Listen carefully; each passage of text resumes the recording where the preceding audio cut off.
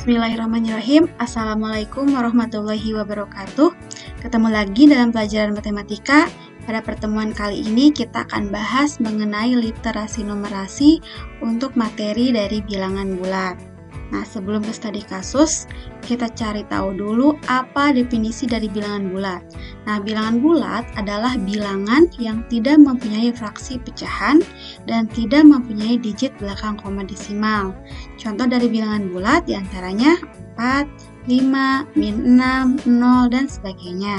Dan contoh dari bukan bilangan bulat, misalkan 2,14, karena di sini memuat desimal, kemudian ada 1/4 karena ini memuat pecahan. Nah, selanjutnya ada jenis-jenis bilangan bulat. Yang pertama ada bilangan cacah yang meliputi 0, 1, 2, 3, dan seterusnya. Ada bilangan asli yang dimulai dari 1, 2, 3, dan seterusnya. Kemudian ada bilangan prima. Bilangan prima itu apa? Bilangan prima itu bilangan yang hanya bisa dibagi dua kali, oleh satu dan oleh dirinya sendiri. Jadi, salah satu bilangan prima diantaranya 2, 3, 5, 7, dan seterusnya.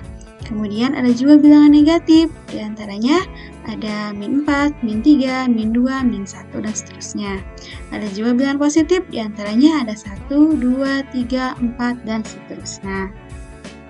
Selanjutnya, kita akan mencoba menyelesaikan salah satu soal literasi numerasi yang berkaitan dengan bilangan bulat. Teks yang pertama dengan temanya pertemuan orang tua. Oke, kita mulai saja ya. Tim panitia pertemuan orang tua akan mengundang orang tua dalam pertemuan yang akan diselenggarakan pada sebuah gedung. Pertemuan tersebut akan dihadiri oleh 127 orang tua. Panitia berencana akan menggunakan meja yang ditempati oleh 5 orang. Pertanyaannya, berapa jumlah meja yang harus disiapkan oleh panitia? Nah, kita perhatikan tadi orang tua yang akan hadir sebanyak 127 orang. Nah, kemudian panitia akan menggunakan meja yang ditempati untuk satu mejanya itu oleh 5 orang. Maka untuk menentukan jumlah meja, tinggal kita bagi aja 127, kita bagi dengan 5. Nah, kita gunakan bagi kurung 127 dibagi 5. Jadi 12 dibagi 5 hasilnya adalah 2. 2 kali 5, 10. Kemudian 12 dikurangi 10, tinggal 2. 7-nya kita turunkan, 27 dibagi 5 hasilnya adalah 5. 5 dikali 5 hasilnya 25. Kemudian kita kurangi lagi, 27 dikurangi 25, sisanya 2.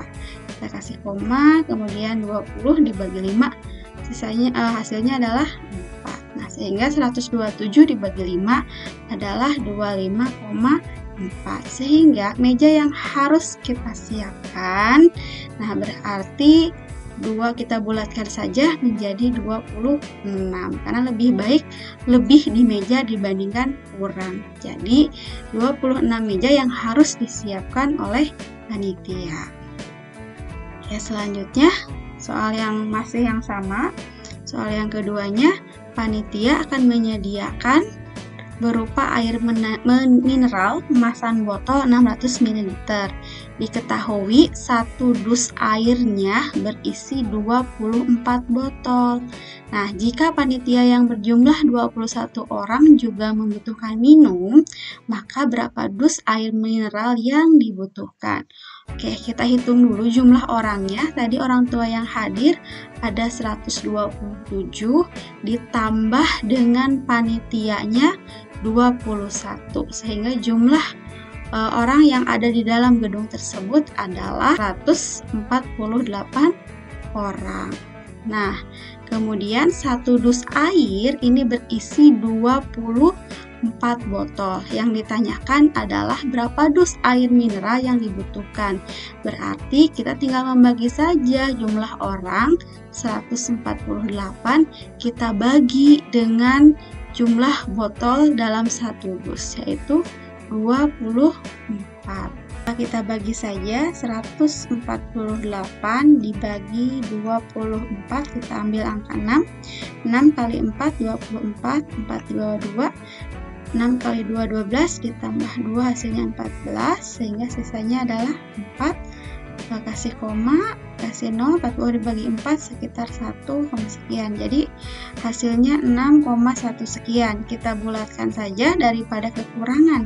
Botol minum sebaiknya lebih. Jadi kita bulatkan ke angka yang lebih tinggi. Berarti kita yang kita butuhkan dus air mineral adalah sebanyak 7 dus. Ya, soal berikutnya. Dengan teks bantuan sosial, kita baca dulu soalnya. Di masa pandemi seperti sekarang, kehidupan ekonomi semakin sulit. Untuk mengurangi beban ekonomi masyarakat, Ketua RT 5 RW 6 Desa Cikondang berencana membagikan paket sembako kepada warganya. Paket sembako tersebut berisi 5 bungkus mie instan, kemudian 1 liter minyak goreng, dan 5 kg beras yang akan dibagikan ke 35 orang warganya. Nah, pertanyaannya, mendengar kabar akan adanya paket sembako, Pak Rahmat berencana akan menyumbang sejumlah uang. Dia akan memberikan uang sebesar Rp1.750.000. Berapa jumlah uang yang diterima setiap warganya? Tadi warga yang akan menerima sebanyak 35 orang. Jadi kalau jumlah uangnya Rp1.750.000, maka setiap warga dapat berapa? Oke, kita bagi saja dengan 35. Berarti kita coba 175 dibagi 35. Oke, maka hasilnya kita coba dulu dengan angka 5. 5 kali 5, 25. 5 kali 3, 15, tambah 2, 17. Oh, ternyata jawabannya adalah 175 dibagi 35, hasilnya 5. Kita lihat nolnya ada 1, 2, 3, 4. 1, 2, 3, 4. Oh, berarti setiap warga akan kebagian uang sebesar Rp50.000.